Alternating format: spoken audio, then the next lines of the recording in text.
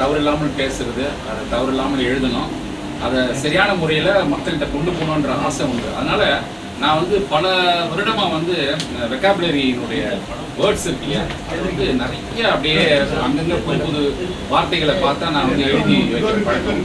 அது கிட்டத்தட்ட ஒரு 1000 வார்த்தை இருக்காங்க. என் தம்பிகிட்ட கேட்டேன், ஸ்டேஷனில் தான் இருக்கேன், நான் பிரிண்ட் போட்டு கொடு எனக்கு அப்படின்னு. நீ எல்லாத்தையும் கம்பைல் பண்ணனா செய்யலாம், ஒன்றும் பிரச்சனை இல்லை அப்படின்னு சொன்னார். எதுக்கு சொல்ல வரேன்னா, இப்போ நீங்கள் தலைவர் சொன்ன மாதிரி உங்களுடைய அனுபவங்கள், எனக்கு தெரிந்த சில அனுபவங்கள், அதை வந்து நம்ம நிச்சயமாக வந்து ஒரு கட்டுரை வடிவத்தில் நம்மளால் கொடுக்க முடியும். அது ஒன்றும் பெரிய விஷயம் இல்லை. நான் கொஞ்சம் மெனக்கிட்டு செய்யணும் வச்சுக்கிறேன். ஸோ அவருடைய கருத்துக்கு வந்து நான் தலைவணங்குறேன். நல்ல ஒரு கருத்தை நம்ம வந்து செயல்படுத்த முடியும். தலைவர் சொன்னது நாங்கள் 2 பேருமே செயல்படுத்த தயாராக இருக்கோம். நன்றி. உங்களுடைய எழுத்து, உங்களுடைய கருத்துக்களையும் சேர்த்து சொன்னாக்கா ரொம்ப நல்லா இருக்கு. நம்ம இன்னும் கொஞ்சம் ஆட் பண்ணிக்கலாம்.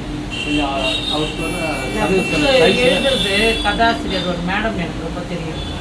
அவங்க தான் எல்லாத்தையும் சொந்தம் உங்களுடைய சொந்த எம்ஜிஆர் பற்றி என்ன பண்ணுறாங்க சொல்லுவாங்க. எம்ஜிஆர் பற்றிலாம் எழுத போகிறாங்க.